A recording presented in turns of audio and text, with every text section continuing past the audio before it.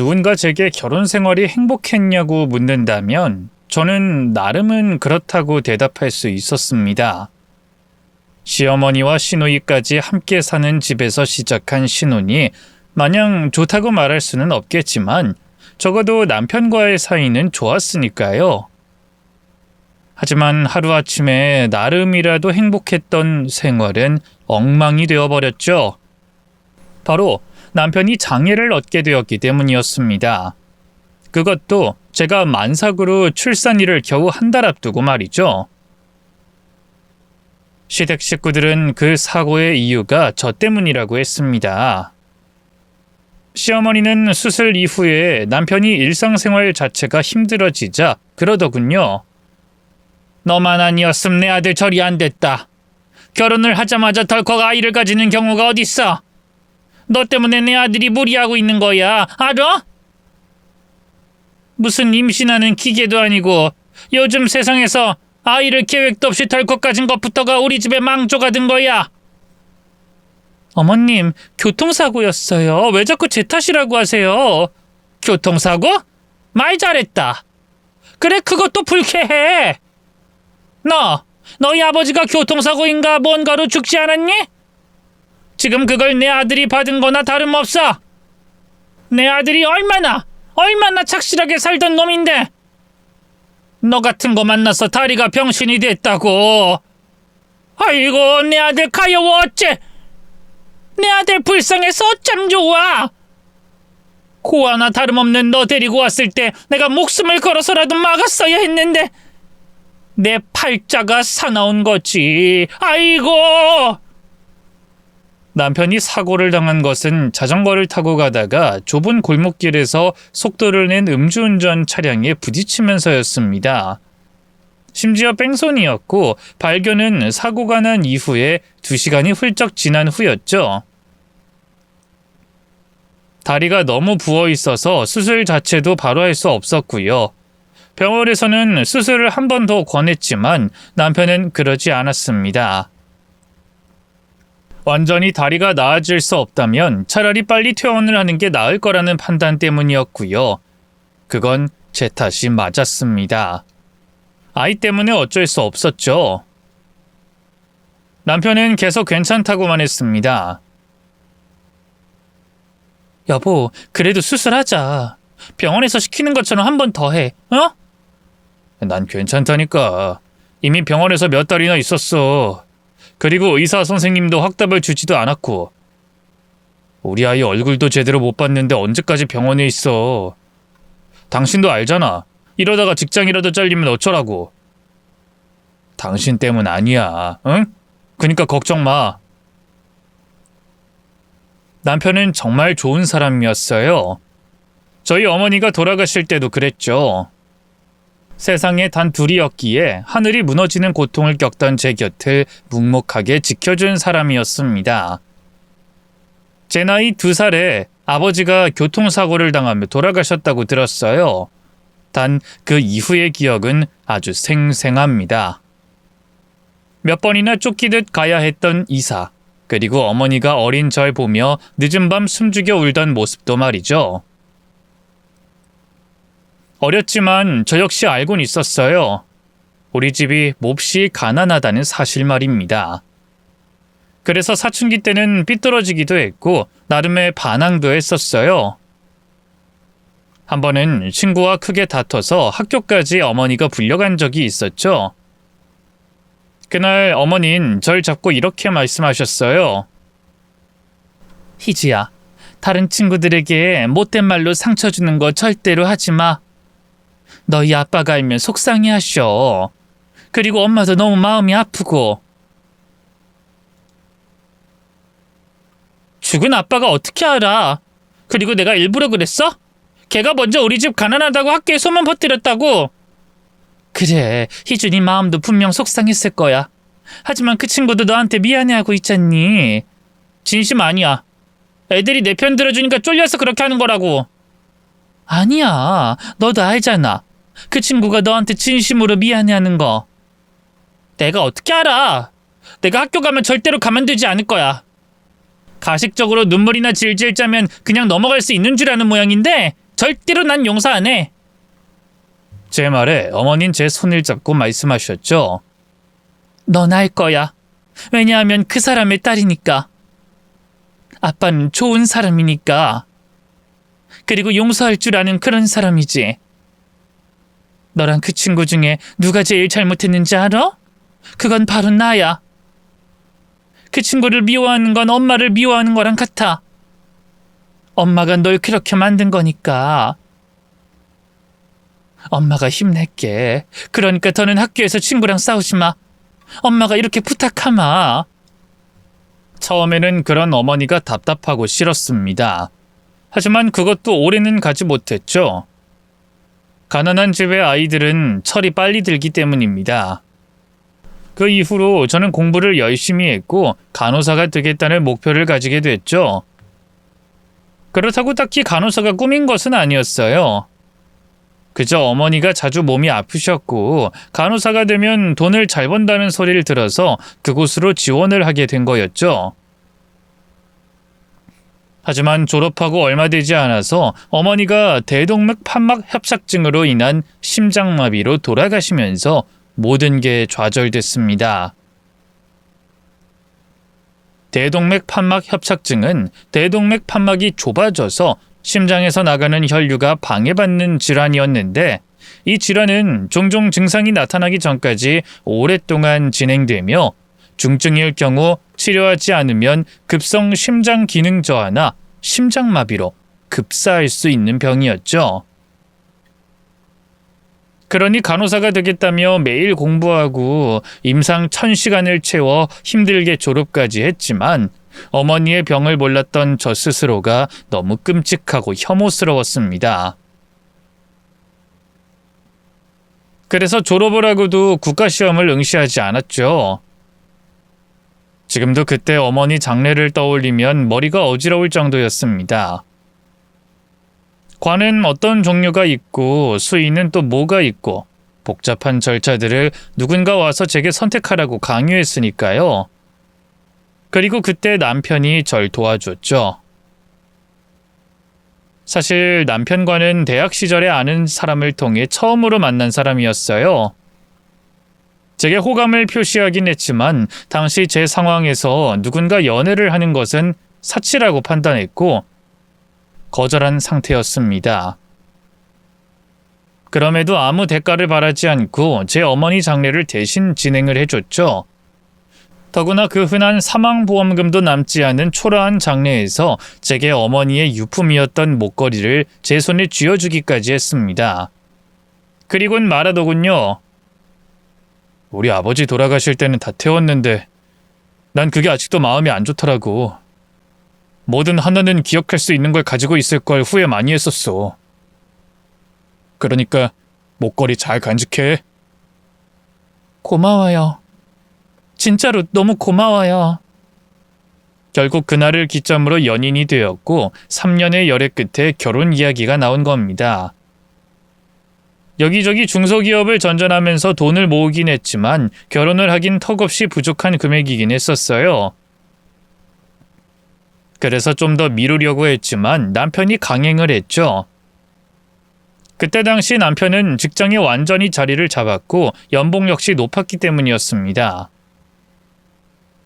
사람 만나기 좋아하고 말도 잘하고 성격도 좋았던 남편은 자동차 판매업에서 자신의 적성을 찾게 되며 고수익을 얻었던 거였죠. 문제는 시어머니와 시누이였습니다. 저희 결혼을 처음부터 반대했고 나중엔 조건을 걸더군요. 어머니가 일찍 돌아가셨으니 네가 뭘 배웠겠니? 우리 집에서 일단 들어와서 3년만 살아. 그게 내가 거는 조건이야. 아니면 결혼은 꿈도 꾸지 말고. 할게요. 하겠습니다. 그래. 그리고 너희 둘 다 생활비는 나한테 주고 용돈은 따로야. 살림을 거의 내가 하는 거나 다름없는데 그 정도는 해줄 수 있지? 그럼요. 그렇게 할게요. 아휴. 우리 준호 아니었으면 난 솔직히 너 같은 며느리 우리 집에 들일 생각이 없어. 우리 아들이 어쩌다가. 그리고 행여나 일 그만두고 집에 들어앉을 생각은 하지도 마라. 알았니? 난 우리 아들만 고생하는 꼴은 죽어도 못 봐. 저도 일은 계속 하고 싶어요. 조금 억울한 면이 없지 않았지만 전 그런 시어머니를 이해는 했습니다. 시어머니의 남편, 즉 시아버님이 남편이 14살 때 돌아가셨다고 들었어요. 그리고 그 이후로 남편은 그 집에 가장이나 다름이 없었고 그런 아들과 오빠를 의지하며 살았던 겁니다. 실제로도 시누이가 고등학생일 때부터 대학 이후까지도 남편이 뒷바라지를 했다고 하더군요. 아무래도 그런 상황에서 제가 달갑지 않은 것은 어쩌면 당연했고 전 정말 잘하려고 마음을 먹었죠. 그렇게 겨우 허락을 받은 결혼이었는데 신혼여행에서 바로 제가 임신을 하면서 상황은 급격하게 나빠졌습니다. 심지어 시어머니는 화까지 내셨죠. 넌 생각이 있는 거니 아니면 생각을 못하는 거니? 내가 이 집에 들어와 살라고 했을 때부터 피임은 당연히 하겠거니 했다. 차마 입 밖으로 꺼내기가 그래서 내가 피임 이야기는 따로 안 했지만 이건 경호가 아니지. 어련히 알아서 잘 하겠거니 믿었는데 임신이라니. 임신? 하시 기가 차서. 아니 어떻게 다른 사람들은 기를 써도 잘 안 되는 게 한 방에 될 수가 있어? 정말 죄송합니다. 진짜 저도 뭐라고 드릴 말씀이. 입이 10개라도 다 다물고 있어야지. 살림 가르칠 것도 산더미인데 어쩌자고 애를 가져가지기에. 이러다가 꼼짝없이 나한테 애 맡기는 거 아닌지. 아니요, 제가 되도록.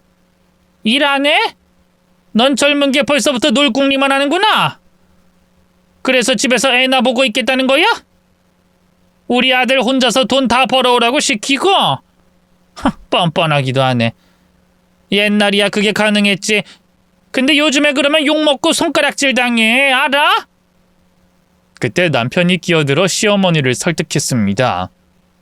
이 사람 탓이야? 내 탓이야. 어차피 일이 이렇게 된 거 어쩌라고 계속 화를 내. 하지만 아들. 엄마, 내가 아이 하나 더 생긴다고 돈을 못 벌겠어? 나 충분히 잘 벌어. 이 사람 밖에서 일 안 해도 될 정도로 잘 번다고. 엄마도 알잖아. 아들 못 믿어? 아이 그래도 준호 너 혼자서 벌면 엄마가 마음이 얼마나 아프겠니? 응? 알아. 엄마 걱정하는 것도 알겠고. 근데 엄마한텐 손주야. 이 사람도 임신 때문에 누구보다 당황스러울 거고. 그렇게 몰아붙이는 건 좋은 방법 아니라는 거 알잖아. 시어머니는 어쩔 수 없다는 듯 한숨을 쉬더군요. 알았어. 내가 더는 뭐라고 안 하마. 아이 됐니? 다행이라고 해야 할지 시어머니나 시누이는 남편의 말이라면 대부분은 수긍하고 넘어갔습니다. 그만큼 남편이 집에 워낙 잘했기 때문에 가능한 일이었고요. 그렇게 모든 게 순조롭게 흘러가던 어느 날에 남편이 교통사고로 제대로 걷지도 못하게 되니 앞서 이야기한 것처럼 절 구박하기 시작한 겁니다. 재수없는 년, 불행을 몰고 다니는 인간, 집안의 화근이 된 거고요. 하지만 이미 아이는 태어났고 상황은 점점 안 좋아지기 시작했습니다. 걷는 건 물론이고 서 있는 것도 힘든 남편이 회사에서 잘리다시피 나오게 되었고 집안에 제대로 돈을 버는 사람은 시누이 혼자였죠. 그러면서 늘 남편 위주였던 집은 시누이 위주로 돌아가게 되었습니다.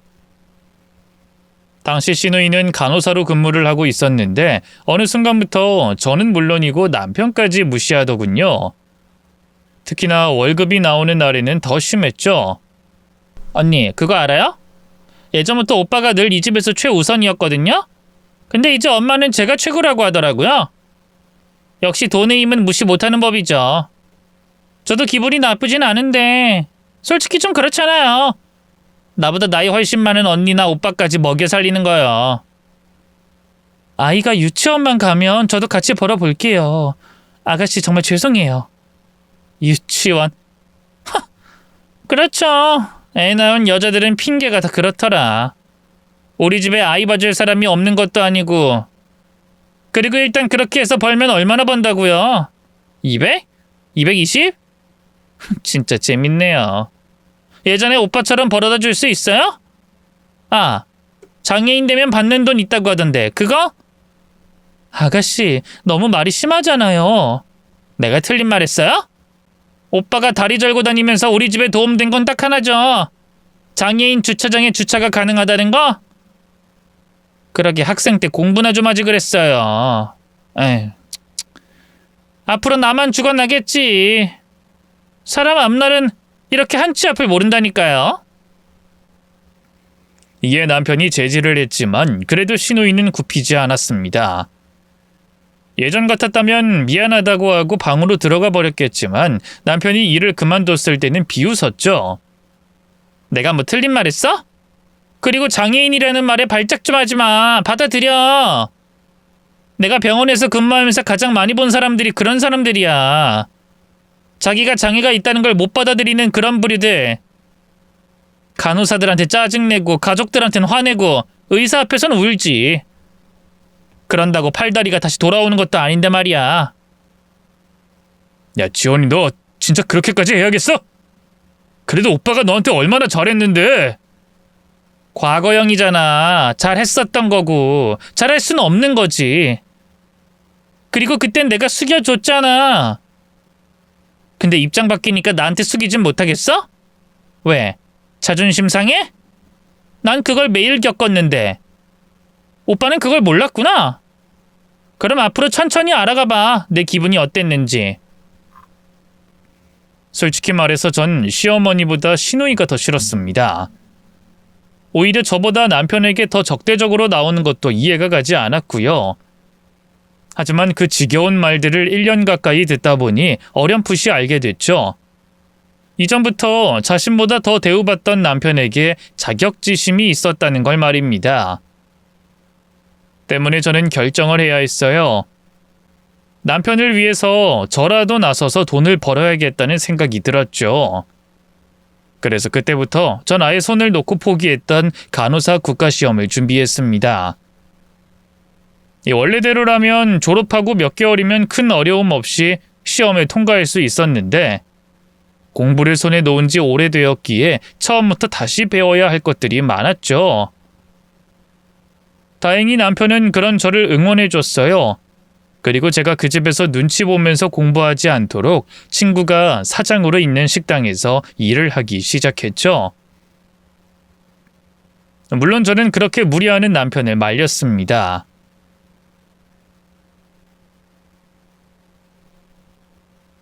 좁은 곳이라 움직이는 게 더 불편할 텐데 거기서 왜 일을 해? 고작 몇 시간이야. 그리고 재활이라고 생각하면 그렇게 힘들지도 않아. 사람들도 만나고 또 친구랑 같이 일하는 거니까 재미도 있고 또 배려도 많이 해줘. 아무리 그래도 여보, 난 여보가 좀 더 쉬었으면 좋겠어. 그간 벌어둔 돈도 있는데 왜 무리를 해? 내가 금방 시험 합격해서 일 시작할게. 그럼 돈도 금방 모일 거고 그럼 당신 다리 수술부터 해서 우리 다시 해보자. 수술해도 완벽하게 나을 거라는 보장이 없다고 하잖아. 그리고 그게 몇 개월이 걸릴지도 모를 일이고. 재활까지 생각하면 난 병원에만 있어야 해. 답답해서 싫어. 거짓말 좀 그만해. 돈 때문이잖아. 우리 아이 때문에 당신 무리하는 거잖아. 아이 때문도 있지. 근데 더 솔직히 말해서 얼른 이 집에서 나가고 싶어. 당장 수술해서 내 다리가 멀쩡해지는 것도 너무 좋겠지만 여기 더 있다간 정신적으로 더 힘들 것 같아서 그래. 내 말 무슨 뜻인지 알지? 그러니까 당신은 시험에만 집중해. 남편이 절 많이 도와주긴 했지만 쉽진 않았습니다. 애초에 아이를 보고 집안일까지 하면서 공부를 해야 했으니까요. 다행히 남편이 퇴근을 하고 들어오면 저 대신 아이를 봐주었고 저는 독서실로 가서 몇 시간이라도 집중할 수 있었죠. 당시 저는 그게 가장 큰 고비라고 생각을 했었어요. 하지만 진짜 문제는 자격증을 취득하고 병원에 들어간 순간 시작됐죠. 생각보다 오래 기다렸다가 힘들게 들어간 곳이었습니다. 하지만 그곳에 시누이가 있었죠. 제가 그 병원에 들어간다는 걸 미리 알고 있었음에도 말도 하지 않다가 첫날에 들어가서야 알게 된 겁니다. 더구나 시누이는 다른 사람들 앞에서 절 모르는 척 하더군요. 이번에 들어온 신규? 액면이 나이가 좀 있어 보이는데 몇 살? 전 어이가 없었지만 꼭 참고 인사를 했습니다. 어쨌든 제 선배였으니까요. 김희주라고 합니다. 33살입니다. 와, 이렇게 나이 많은 신규는 처음이네. 이거 말을 놔야 해? 아니면 말아야 해? 불편하면 높임말 써주고 어른 대우해줄까? 아닙니다, 선배님. 그래, 일단 저기 앉아있어. 지금 쌤들 다 바쁘니까 걸리적거리지 말고. 첫날이라 바짝 긴장한 마음에 구석에 앉아서 몇 시간을 기다렸습니다. 우르르 몰려왔다가 다시 우르르 사라지고 그러다가 깔깔거리는 목소리가 들렸지만 아무도 절 봐주진 않더군요. 한참 후에야 제게 옷을 가져다 주고 본인이 프리셉터라며 쫓아다니라고 한 게 바로 신우이였죠. 여기서 프리셉터는 쉽게 말해서 간호사들 중에서 신입 간호사나 학생 간호사를 교육하고 지도하는 역할을 맡은 경력 간호사를 의미합니다. 직장으로 치면 제 사수가 신우이가 된 거죠. 순간 온몸에서 피가 빠져나가는 느낌이 들었어요. 불길함이 느껴졌죠. 그래도 한편으로는 설마 하는 마음도 있었습니다. 하지만 불길함과 설마의 조합에 최악을 만들어내더군요. 신우이는 저를 간호사들이 옷을 갈아입는 공간으로 끌고 가서 말했죠. 여기 직장인 거 언니도 아시죠? 저 언니랑 무슨 관계라고 여기서 말할 생각 추워도 없어요. 그니까 앞으로는 일에 있어서 날 선배로 대하라는 말입니다. 아시겠어요? 김희주 씨? 그리고 존대는 이게 마지막이에요. 이해했으면 고개 끄덕이시죠? 전 고개를 끄덕였습니다. 그러자 신우이는 제 옷깃을 만지면서 묻더군요. 오늘 몇 시에 왔어? 30분 전이요. 앞으로는 더 빨리 와. 배울 게 얼마나 많은 줄 알아? 다른 신규들은 1시간, 아니 2시간, 3시간 전에 먼저 출근하니까. 머리가 조금이라도 굴러가면 그렇게 하라고 안 해도 다들 그렇게 하는 거지. 넌 신규잖아. 네, 앞으로는 더 빨리 오겠습니다. 딱 일주일. 그 정도까지는 딱히 큰 문제는 없었습니다. 2교대 혹은 3교대로 돌아가면서 일을 하기 때문에 바쁘기도 했고 저를 가르쳐주는 것도 게으르게 하지 않았죠. 저 역시 가르쳐준 것들을 퇴근 후는 물론이고 출근 3시간 전에 와서 다시 외웠고요. 하지만 아무리 열심히 해도 실수는 어쩔 수 없었죠. 이 근무를 하다 보면 물건 카운트라는 걸 하게 됩니다. 단순히 물건을 구분해서 수량을 맞추는 일이라고 생각하기 쉽겠지만 처음 들어가면 너무나 어렵죠. 이를테면 가위라고 하더라도 다 같은 가위가 아니거든요. 끝이 좀 휘어져 있거나 용도가 다른 가위들을 빠른 시간 안에 확인을 해야 되는 거죠. 하루는 제가 제대로 확인을 못해서 하나가 없어진 겁니다. 딱 한 번의 실수였지만 신우이는 그걸 놓치지 않더군요. 야! 너 나이 들어서 머리가 안 돌아가니? 일을 이따위로 하자면 어쩌자는 거야? 내가 너한테 많은 걸 바래? 이래서 늙은 애들은 받아주면 안 되는데. 이거 어쩔 거야? 죄송합니다. 다시 확인을 해보고. 아이씨. 내가 지금 미안하다, 죄송하단 말 듣고 싶다고 했어? 제대로 다시 확인하라고 하는 거잖아. 가서 의료 폐기물 상자 뒤져서라도 찾아와. 얼른 빨리 뛰라고! 속 답답해. 어디서 저런 덜 떨어진 게 신규라고 들어와서 사람을 이렇게 괴롭히는지. 저는 결국 피가 묻은 폐기물 상자까지 뒤지고도 찾지 못해 제 돈으로 그걸 물어줘야 했죠. 하지만 그건 시작에 불과했습니다. 분명 본인이 가르쳐주지 않았음에도 제가 외우지 않았다고 화를 내는 것은 거의 매일 있는 일이었어요. 메모장은 물론이고 녹음기까지 있었기에 제 착각도 아니었습니다. 하지만 메모한다고 보기나 하냐, 머릿속에 입력이나 똑바로 해라, 이런 모욕적인 말들만 들어야 했죠. 또 그때마다 전 벌을 받았어야 했는데 간호사실 벽이나 신발장을 보고 서 있으라고 하기도 했죠. 제가 힘들어하는 기색이 조금이라도 있으면 늙어서 체력이 안 되는 것 같다면서 매일 운동을 하라고 하기도 했습니다. 휴대폰에 있는 걸음수 체크하는 걸 직접 설치까지 해주면서 말이죠. 이렇게 늙은 신규 체력까지 걱정을 해준 사람 흔하지 않아. 좋지? 네, 감사합니다. 앞으로 이거 매일 검사받아. 매일이야? 하루도 빼지 말고 매일 검사할 거니까 빠뜨리면 알지? 우리 좀 잘해보자. 나이 들어서 여기 들어왔으면 이 정도는 감수해야지. 이게 그곳에 근무하며 겨우 3달 동안 있었던 일이었습니다. 어찌 보면 모든 신규 간호사들이 겪을 일일 수도 있죠. 제가 잘못을 한 것도 분명히 있을 테고요. 거기에 더해 사람들이 아는 간호사 태움이라는 게 어느 병원이나 조금씩 있기 마련이니 이해는 했습니다. 모르시는 분들도 있을 테니 설명하자면 간호사 태움은 한국의 병원 현장에서 발생하는 직장 내 괴롭힘의 한 형태로 선배 간호사가 신입 간호사나 후배 간호사를 심하게 질책하거나 정신적으로 압박하는 행위를 의미합니다. 태움이라는 용어는 마치 신입 간호사를 불태워 없앤다는 의미에서 나온 비유적인 표현이고요. 생명을 다루는 현장이다 보니 더욱 교육을 제대로 하겠다는 것에서 시작했다지만 이 전통보다는 시스템의 문제라고 봐도 무방하죠. 교육을 진행하게 되면 환자 수를 줄여주거나 해야 하는데 그게 불가능하기 때문에 교육을 하며 짜증을 내고 신규의 느린 일처리에 화를 내는 것이기 때문입니다.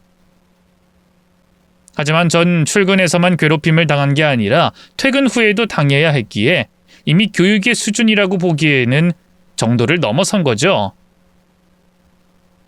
다 같이 식사를 하고 있는 와중에도 신우이는 제 업무 능력이 떨어진다며 지적하기도 했습니다. 시어머니는 그걸 듣더니 웃더군요. 지원이 네가 이해해야지 어쩌겠니? 그래도 돈은 제대로 벌게 해라. 아이 기저귀 값은 스스로 벌기도 해야지. 이제야 좀 사람 구실을 하는데. 신우이는 이 말에도 한숨을 쉬었죠. 사람 구실? 병원에서 난 언니가 간호사인지 환자인지 모르겠어. 벌써 6개월이나 됐는데 묻고 또 물어봐서 사람 미치게 만든다니까? 실수를 안 하려고 묻는다고? 실수를 안 하려면 한 번에 외워야지. 어쩜 저렇게 머리가 안 좋을 수 있는지. 그러다가 하루는 엄청나게 충격적인 뉴스를 봤어요. 다 같이 모여 있는데 한참 뉴스에서 간호사 태움에 대한 문제로 어떤 대학병원 간호사의 극단적인 선택에 대한 이야기를 하고 있었죠. 이에 신우이는 픽하고 웃더니 이렇게 말하더군요. 저런 건 다른 사람들 말도 들어봐야 한다니까. 갈등은 원래 쌍방과실이야. 얼마나 일을 못했으면 혼이 났겠냐고. 모르긴 몰라도 저 병원 간호사들이 사람 하나 잘못 들여서 고생했다는 건 100% 확신해. 왜? 나도 이렇게 언니 때문에 고생하는데 오죽하겠냐고. 뻔뻔하게도 가해자들을 두둔하는 신우이의 말에 시어머니 역시도 입을 닫았습니다. 남편은 지겹다는 듯 방으로 들어가 버렸고요. 그리고 그날 남편은 늦은 밤에 제게 슬쩍 물었죠. 혹시 당신도 저런 거 당해? 태움? 말도 이상하네. 진짜 저런 게 있어? 혹시... 아니야. 아가씨가 그런 사람은 아닌 거 당신도 알잖아. 모르겠어. 나도 모르겠으니까 묻는 거야. 지원이 그리고 엄마도 내가 알던 사람들이 아닌 것 같아. 자격지심일지도 모르는데 이젠 내가 가족인데도 불편해. 나도 이러는데 당신은 오죽하겠냐고. 혹시나 참고 있는 거라면 나한테 솔직하게 털어놔. 진짜 그런 거 없다니까. 정말이야. 물론 거짓말이었습니다. 여기다가만 솔직하게 털어놓는 거지만 그때 저는 아침에 출근하려고 눈을 뜨는 순간부터 울고 싶었어요. 실제로도 씻으려고 화장실로 가서 물을 틀어놓고 숨지겨 울었던 것은 한두 번도 아니었죠. 그렇게 힘들게 준비해서는 병원으로 가는 길, 횡단보도에 서 있으면 달리는 차로 뛰어들고 싶은 충동까지 들었고요. 출근하면 앵무새처럼 매일 미안하다고, 잘못했다고 빌어야 했고 자존감은 바닥을 찍다 못해 지하로 파고 들어가는 것 같았죠. 실수를 하지 않았는데 보고할 때마다 식은땀이 났고 신우이의 웃음소리만 들어도 심장이 뛰었습니다. 이대로라면 나 정말 미칠 수도 있겠다 하는 생각도 들더군요. 하지만 전 참을 수밖에 없었습니다. 남편과 제 아이를 위해서라도 참고 견디겠다 생각했죠. 다행인 것은 시누이와 친한 간호사 한 명을 제외하면 저를 그렇게 싫어하진 않았다는 겁니다. 일을 잘한다고 칭찬도 몇 번이나 받았고요. 더구나 환자들도 절 좋아하는 분들이 많았죠. 다행히 환자들 중에 몇 명이 제가 구박받는다는 걸 알고 일부러 제 근처에 머물러 있어주기도 했습니다. 시누이도 환자들 앞에서는 제게 큰 소리를 내거나 욕을 하진 못했으니까요. 그래서 그대로 쭉 1년, 2년 정도만 지나면 간호사라는 것도 할만하겠다는 생각이 들었습니다. 하지만 10개월이 지날 무렵에 제게는 최악의 일이 터졌죠. 시누이가 그 병원에 근무하는 의사와 교제 중이라는 걸 가족들 앞에서 말했거든요.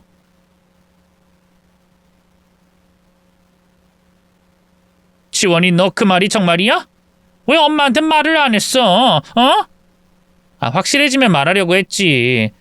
어쨌든 그 사람도 나 좋다니까. 엄마 이제 의사 사위 보겠어. 의사? 의사 사위? 아이고, 우리 딸이 결국 우리 집안을 제대로 일으키겠구나. 이런 경사가 다 있어? 엄마한테는 언제 보여줄 거야? 엄마가 맛있는 음식이라도 대접을 해야지.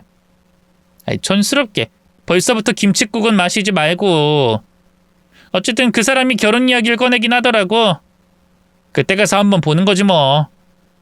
솔직히 빨리 보여주면 뭐해. 오빠 다리도 저런데. 어머, 그럼 너 이 오빠 다리도 고쳐달라고 해야겠다. 엄마, 왜 벌써부터 그런 부담을 줘? 우릴 거지로 보면 좋을 것 같아? 그냥 오빠는 오빠가 알아서 하게 둬. 괜히 불똥 튀어서 내 결혼까지 없었던 걸로 하자고 하면 어쩔 거야? 아무래도 우리 집이 너무 기우는데 흠잡히기 싫어. 단순히 같은 병원에서 시누이와 의사가 만나는데 왜 그게 제게 최악인지 궁금하실 겁니다. 실은 그 의사 역시 절 괴롭히고 있었기 때문이었어요. 병원에서는 저와의 관계를 절대로 말하지 않을 거라고 했지만 그 의사에겐 예외였던 것 같습니다. 더구나 의사였기에 환자들 눈치도 보지 않고 제게 소리를 지를 수 있었죠. 다른 선생님들까지 모아놓고 절 비난하고 인신공격까지 했습니다. 환자들의 상태가 기록된 차트판을 판때기라고 불렀는데 그 플라스틱으로 제 어깨나 머리를 툭툭 치기까지 했고요. 그럼 시누이는 웃음을 참으며 그걸 보고 있었죠. 그런 상황까지 겪으면서도 참아왔는데 시누이가 그 사람과 결혼을 하겠다니 제 입장에서는 최악이 아닐 수가 없었던 겁니다. 때문에 전 결심을 내리고 남편에게 말했죠. 우리 이혼하자. 나 이러다가 미칠 것 같아. 남편은 당황했습니다. 당연히 그 사람은 아무것도 몰랐으니까요. 도대체 그게 무슨 말이야? 갑자기 왜? 사실은 나 그간 태움당하고 있었어. 당신한테 말은 못했지만 하루에 12번도 죽고 싶었어. 이제 병원 냄새만 맡아도 토가 나와. 내 머리 보여? 저는 고개를 숙여 뒤통수에 머리를 앞으로 내렸죠. 거기에는 500원 동전만큼 머리카락이 빠져 있었습니다. 극심한 스트레스로 인한 원형 탈모가 온 거였죠. 이게 뭐야? 스트레스라고 하더라. 점점 커지더니 이렇게 됐어. 간호사 더는 못하겠어. 당신이 날 위해서 힘들게 밖에 나가서 돈 벌어줬고 우리 아이를 위해서라도 참아보려고 했었어. 근데 이제 더는 못하겠어. 나 죽기 싫어. 이대로 더 했다가는 나도 뉴스에 나온 사람들처럼 될 거야. 진심으로. 근데 어머니는 내가 일 그만두면 어떻게 나올지 뻔하고 아가씨도 마찬가지겠지. 그래서 결심한 거야. 당신이랑 이혼하기로. 남편은 안쓰러운 눈빛으로 저를 보더니 눈물을 뚝뚝 흘렸습니다. 미안하다. 너 살 계속 빠질 때 또 저녁에 퉁퉁 부은 눈으로 왔을 때도 어렴풋이 느끼곤 있었어. 근데 내가 못나서 그런 당신이 괜찮다니까 괜찮다고 믿으려고 했어. 아닌 거 알면서도 설마 하면서 모른 척하고 싶었던 거야.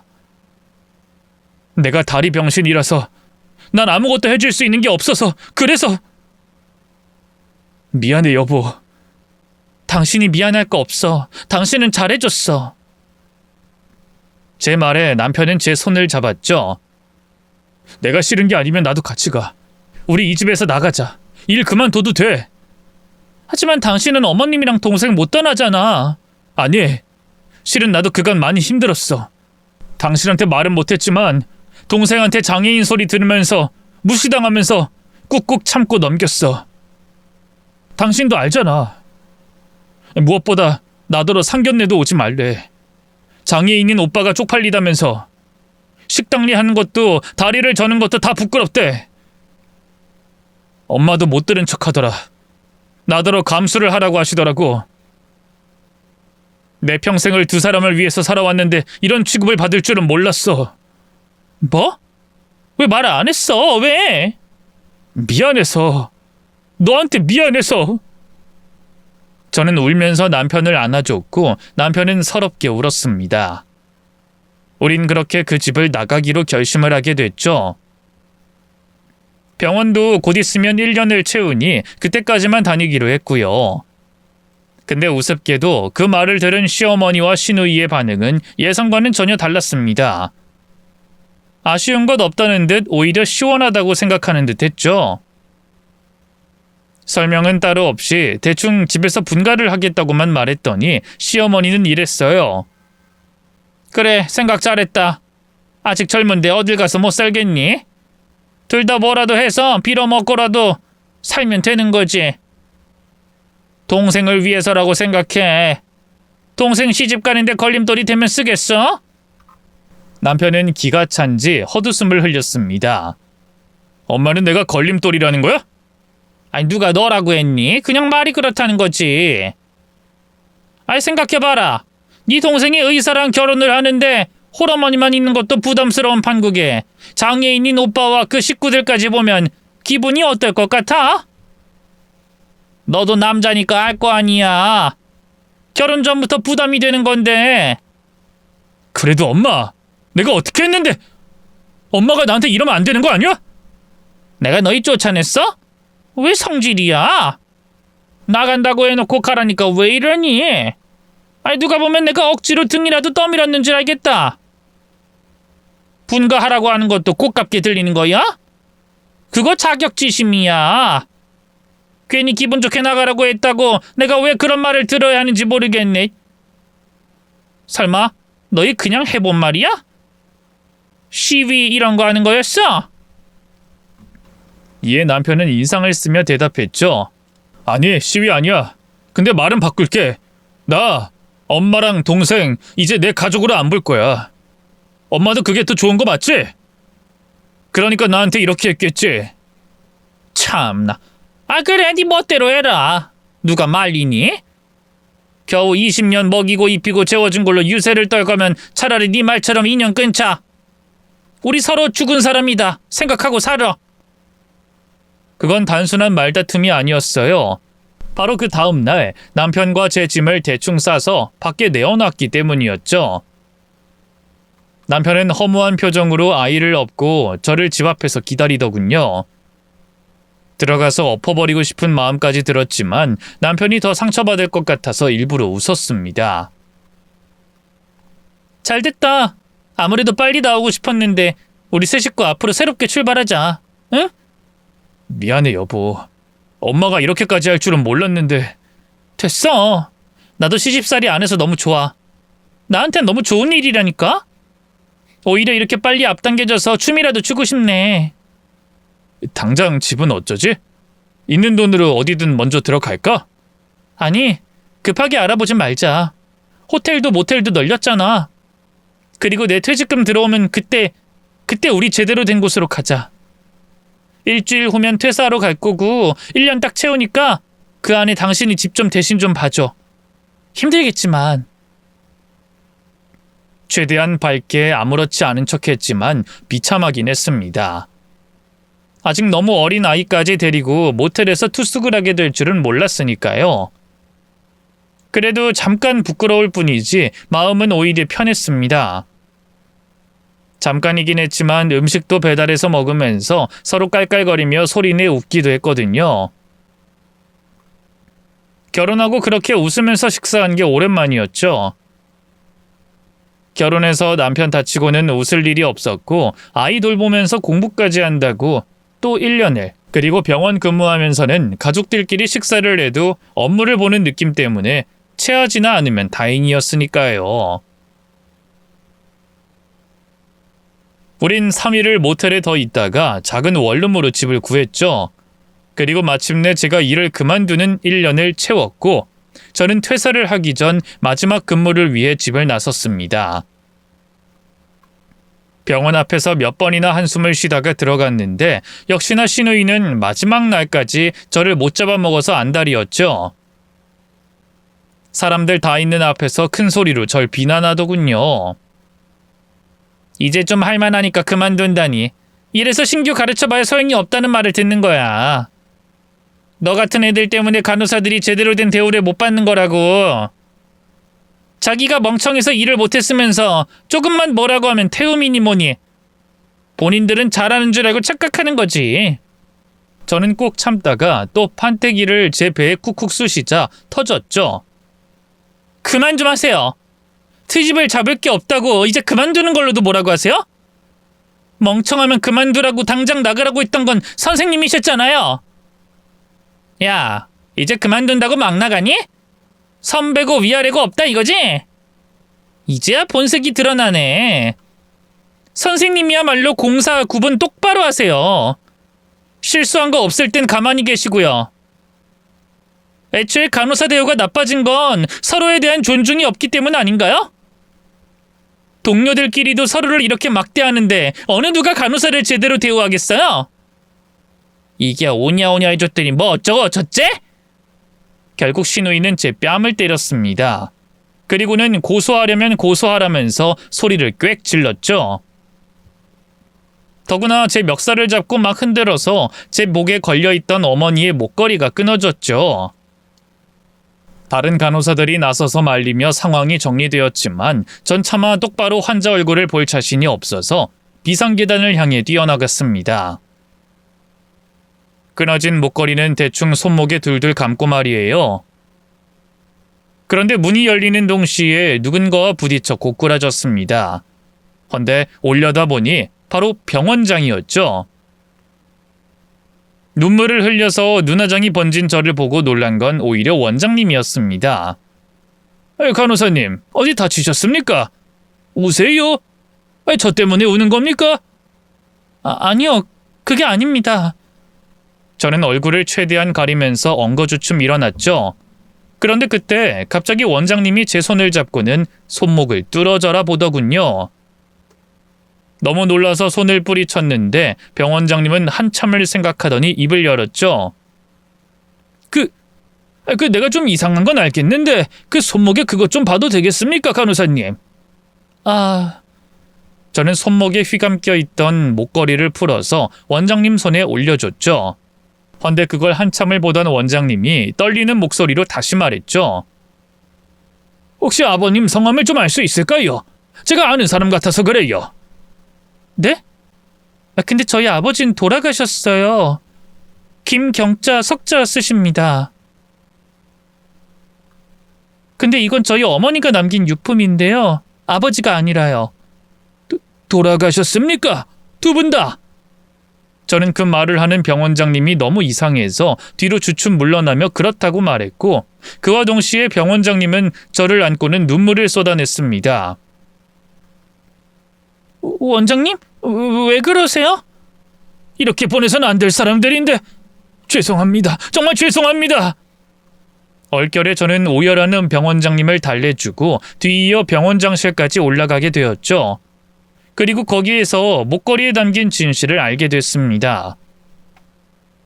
정확히 제 아버지가 어떻게 돌아가셨는지 말이죠. 교통사고긴 했습니다.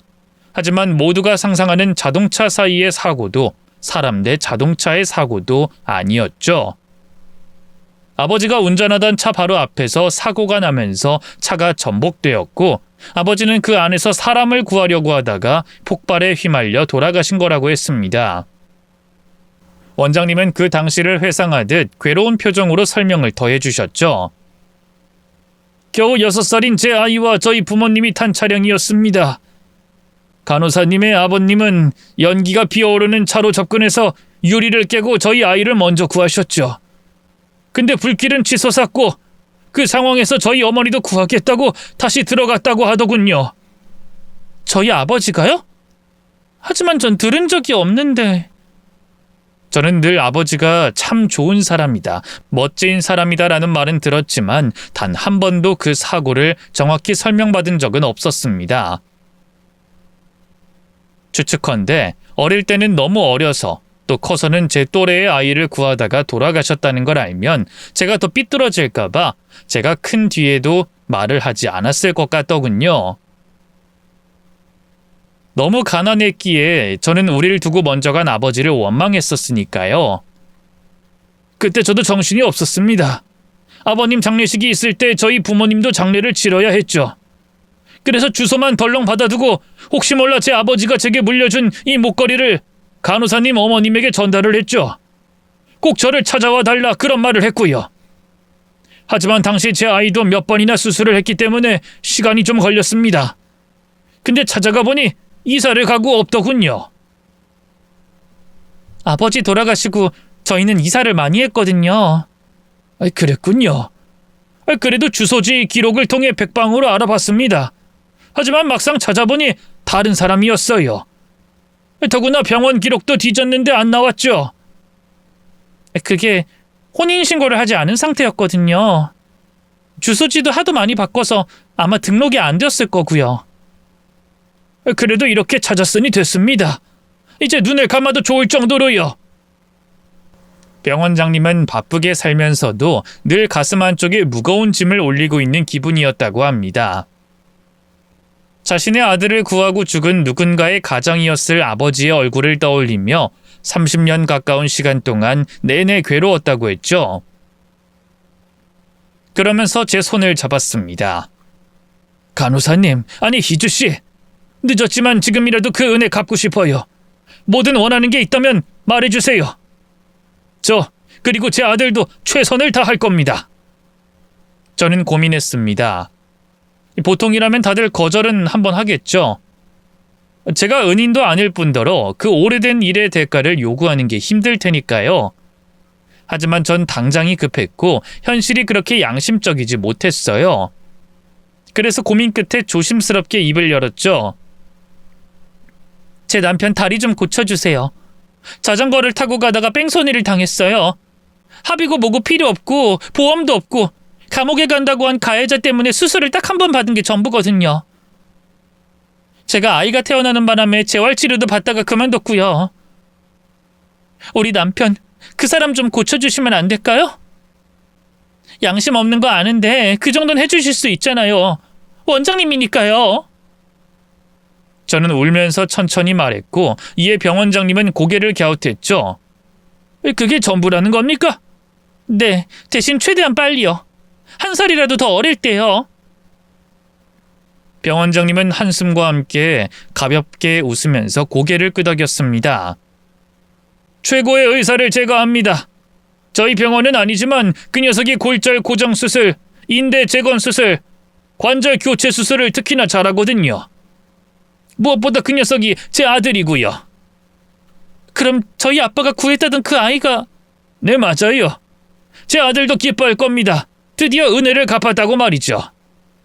그 어린 것이 그 기억은 생생하게 가지고 있거든요. 매번 그 아저씨 하다가 어느 순간부터는 삼촌이라고.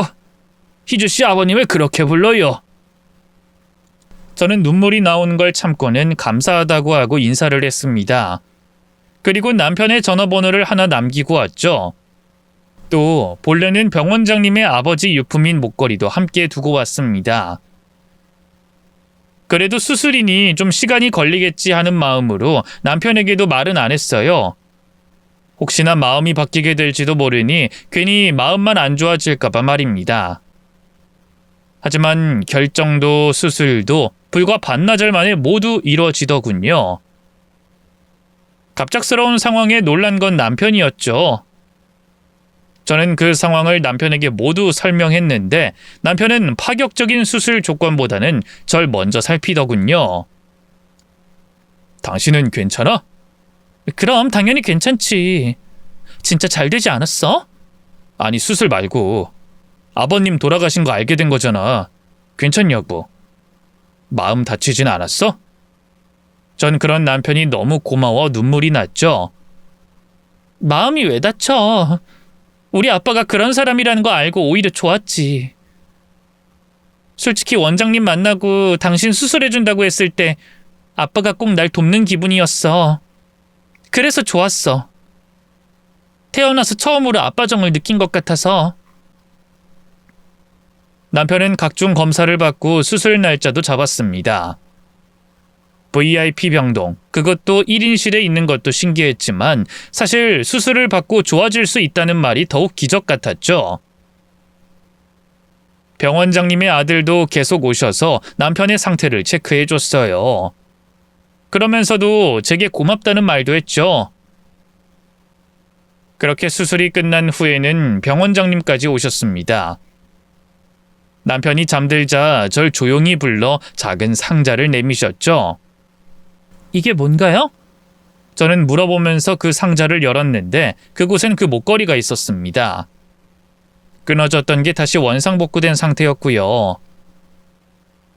이게 아니었다면 아가씨를 찾지 못했을 겁니다. 그러니 이건 그쪽으로 가는 게 맞아요. 하지만 병원장님 아버님 유품이라면서요. 유품이라는 게 생전에 많이 쓰던 게 유품이죠. 저희 아버진 다행히 아주 많이 남기고 가셨어요. 지금 차고 있는 시계도 아버지가 쓰던 거고 만년필도 있고요. 그러니 받아주세요. 그건 시작에 불과했죠. 얼마 안 가서 누군가에게 들었는지 몰라도 제가 병원을 그만둔 이유를 아시게 된 겁니다.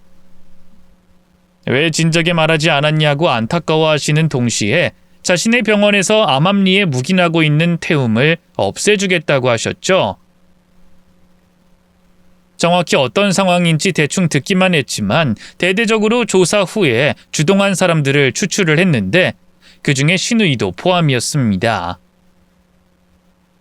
제가 나간 후에도 꾸준하게 다른 신규 간호사들을 잡았기 때문이었죠. 그 다음에는 간호사 수를 늘려서 아예 교육하는 부분부터 바꾸겠다고 제게 장담을 하셨고요. 그러는 사이 남편은 무사히 수술을 끝내고 재활을 시작했습니다. 경과를 지켜보고 수술을 한 번 더 하게 될 수도 있다고 했지만 생각보다 수술은 잘 됐죠.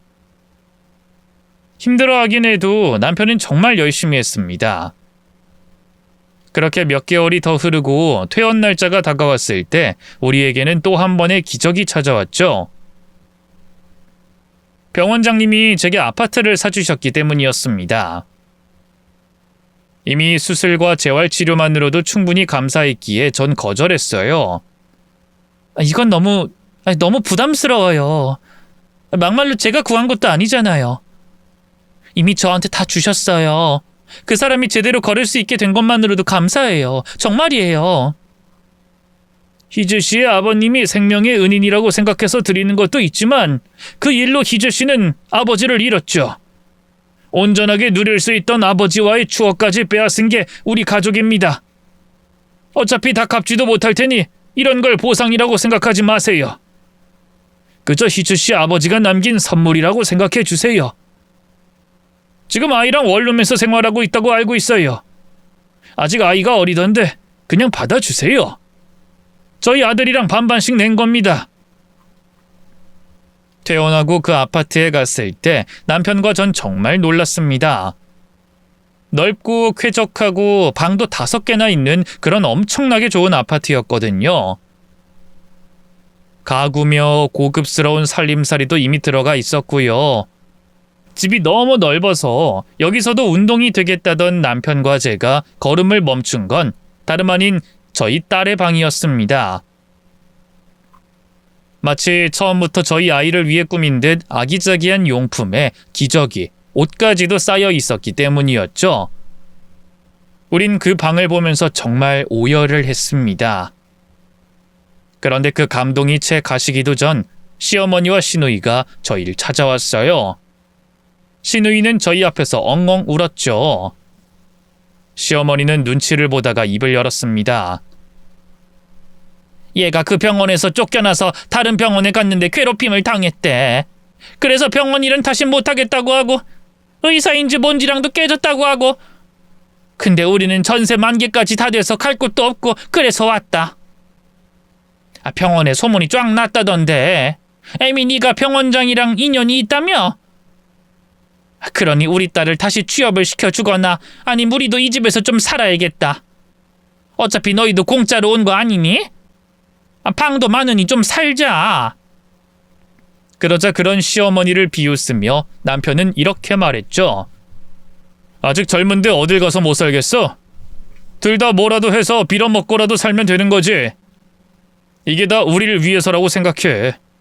우리가 우리끼리 잘 살아보겠다는데 엄마랑 동생이 내 걸림돌이 되면 쓰겠어? 서로 죽은 사람이라고 생각하기로 했잖아. 그니까 내 집에서 나가! 걸림돌? 지금 엄마랑 네 동생한테... 엄마가 나한테 걸림돌이라고 하는 건 괜찮고 엄마가 했던 말 그대로 돌려줬어. 두 사람 다 울고불고 난리를 치며 안 나가겠다고 했지만 결국 남편은 끌어냈죠. 이전처럼 더는 절지 않는 다리를 보며 놀란 듯 했지만 어차피 거기까지였어요. 조금만 있으면 마음이 풀리겠지, 또 사과하면 괜찮아지겠지 하고 몇 번을 더 찾아왔지만 남편은 결코 마음을 되돌리지 않았죠. 두 번은 경찰에 신고까지 했을 정도였습니다. 그게 벌써 2년 전이네요. 현재 남편은 다시 자동차 판매 일을 하고 있습니다. 빠르게 달리는 것은 여전히 불가능하지만 그래도 걷는 건 사고가 났다는 걸 인지하지 못할 정도로 정상적으로 돌아왔거든요. 다만 저는 아직까진 전업주부로 남아 있습니다. 병원장님도 병원장님 아들도 자기 병원에 들어오라고 했지만 여전히 극복을 못했기 때문이죠. 다리가 아픈 것만큼 마음의 상처도 길고 오래가는 것 같아요.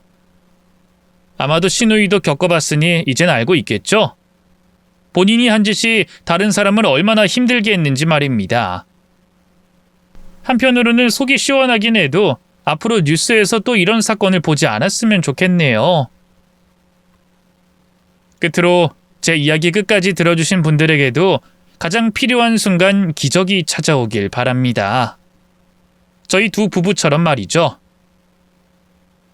저희 행복하게 잘 살아볼게요.